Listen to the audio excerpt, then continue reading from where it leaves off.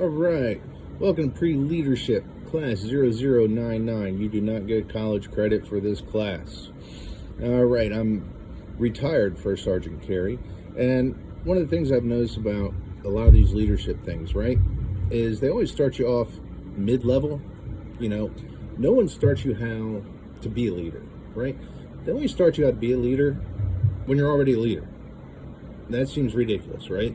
Why teach someone to play baseball after you put them in center field? That's crazy. Now, I know the reason they do this is basically money and time, right? Not everyone on a team is going to be a leader. But if you want to be a leader and they aren't letting you have the opportunity, then you got to find the opportunity another way, right? So we're talking team leader, management, anything like that. Anything where you're going to be in charge of people. This is what we're looking for. Now, there are two parts to it. We're going to go over part one today. We'll do part two at another time, pretty soon. Part one is trust. Part two will be competency, but we're going to focus on trust. Trust is the center to the whole thing.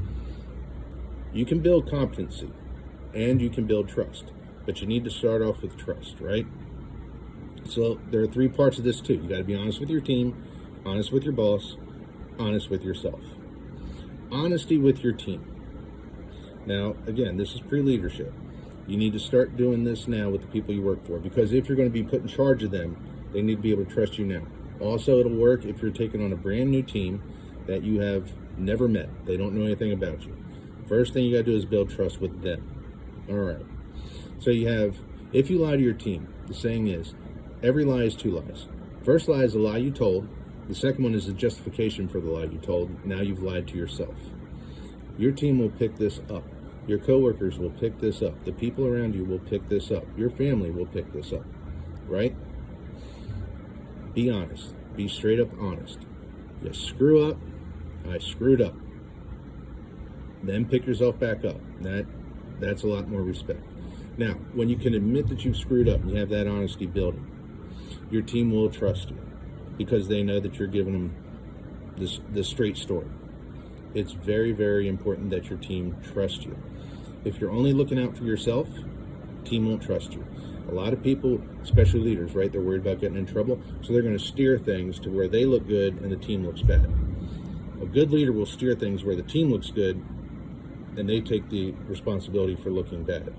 All right? I'm not saying they take the total blame. I'm saying they take the responsibility. That's different. We'll cover responsibility and blame at a different time. But right now, if your team sees you take all the heat for bad decisions or their mistakes, man, they will trust you. They will have your back, okay? Do that in life. Second is being honest with your boss. The saying for this, a good saying, is that it is better to be honest and fix a mistake than lie and let it turn into a disaster. Or, as we said in the Army, a turd sandwich doesn't taste better with age. It's pretty simple, right? When the screw up happens, you go straight to your boss. Now, while you're going to your boss, if you can, come up with a solution, right? But because you're building trust down, you need to build trust up. You need to build trust everywhere, okay?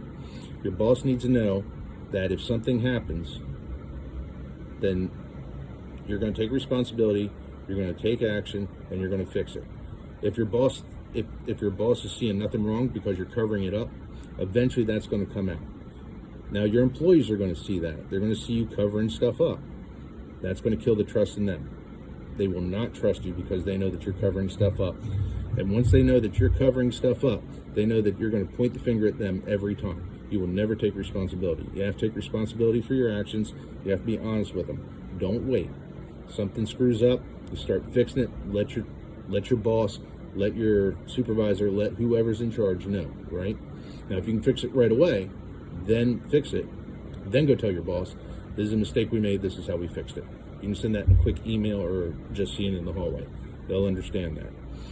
When the people above you see you take responsibility, they will start looking to give you more responsibility. If they see you not take responsibility, they will look for ways to not give you responsibility. It's very important. Last one. This is the hardest one out of all of them, is to be honest with yourself. Benjamin Franklin said, honesty is the best policy. Sorry about that. But the other part of that is truth hurts. And it hurts, right? When you think you can do something and all of a sudden you realize you can't, that's painful. Object is figure out what you can do, what you can't do, and be honest with yourself about where you can improve. Think about it this way, right? If you're going to be drafted in the NFL as a wide receiver, and you've never played wide receiver before, and you've talked a good game, what's the first thing that's going to happen when the ball comes at you out of a pass? You're going to look like crap. Never trust again, right? That is a self-honesty. It's kind of a weird example, but I think you understand, okay? Knowing what you can do, knowing where your strengths and weaknesses lie. Saying that a old mentor of mine had was, what image of yourself are you going to shatter today? It's a scary thought. It really is, right? Because when you think about it, you have this image of yourself, and it's not right. It's wrong. And it's going to change day to day on what you learn, what you know, stuff like that, right? Different situations in life are going to change you. You got to be able to be honest with yourself about what you can handle, what you can't, and when you need help. Sometimes needing help is a very hard thing because we think we can handle it all ourselves. That is furthest from the truth. There's always a way to go out and get help. Now, one thing they always talk about, right, is asking for help from other people. Depending on your personality, you might not be able to do that. But there are books, there's videos, there's places you can go to get help without having to go to somebody, right? And then take a look at it, give yourself an honest assessment, and then see if you need to go get help from someone else, right? That's the best way to do it. But you have to be honest with yourself. If you think you're the greatest thing ever, it doesn't work out that way. Real quick example, we used to play basketball with a guy. Every time he got the ball, you just knew he was dribbling down the court and shooting. There was no way in the world that he was giving the ball up. If he got it on the inbounds pass, he was going length of the court. So what happened was, obviously, no one ran down the court when he touched the ball. Finally, one time he passed and got mad because no one caught it. Why would you catch it? Because we know what you're doing. He never saw himself as not passing. We had to bring that to his attention. Hey, dude, when you get the ball, you're going down there and you're shooting with 5 guys on you. We aren't going to run down the court to watch you get mugged. All right? That was something he actually did pick up on and learned, and actually became a much better basketball player for it. But that's a very simple, very basic thing. All right, those are the basics. If you have any questions, throw them in the comments. I'll answer them, and we'll do competency maybe tonight, maybe tomorrow. All right, I'll talk to you all later.